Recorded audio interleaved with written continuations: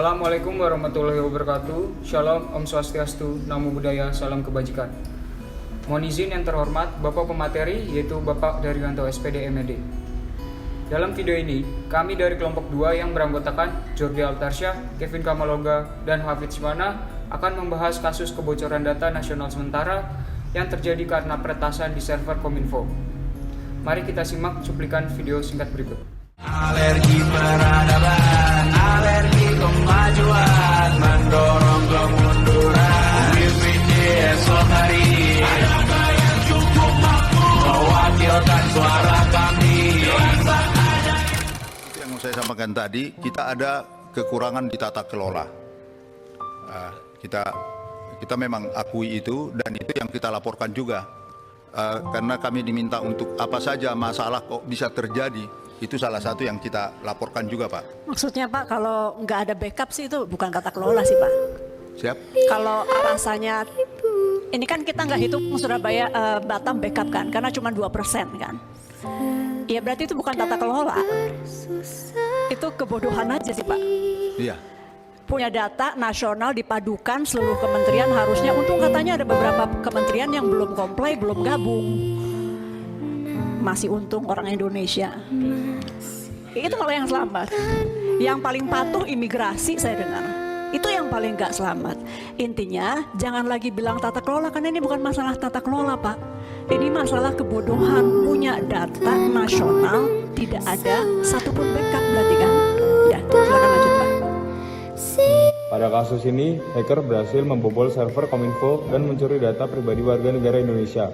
Peretasan tersebut menyebabkan banyak data penting terpapar ke publik, mengancam privasi, keamanan, dan menurunkan kepercayaan publik terhadap pemerintah dalam mengelola data pribadi. Detail kasusnya antara lain, yang pertama, hacker memanfaatkan celah keamanan di server Kominfo. Yang kedua, data sensitif warga negara bocor dan diunggah ke internet. Yang ketiga, Kominfo terlambat dalam menangani insiden dalam hal backup data dan klarifikasi kepada publik. Dalam kasus ini, peretasan data di Kominfo menunjukkan kelemahan serius dalam implementasi digital safety yang berada di bawah kerangka Smart ASN. Kemudian, ASN yang bertugas mengelola sistem informasi digital Kominfo seharusnya memiliki pemahaman mendalam mengenai keamanan digital dan langkah-langkah pencegahan peretasan.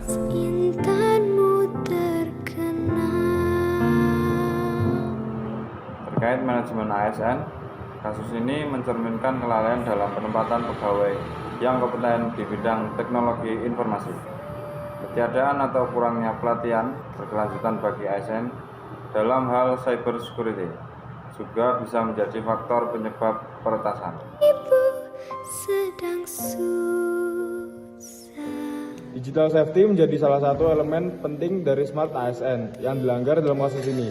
ASN di Kominfo seharusnya memahami dengan baik tentang cara melindungi infrastruktur digital serta menjaga data pribadi warga negara dari serangan cyber. Sayangnya, lemahnya penerapan digital etik dan digital safety memperlihatkan bahwa ASN kurang siap dalam menghadapi ancaman dunia maya.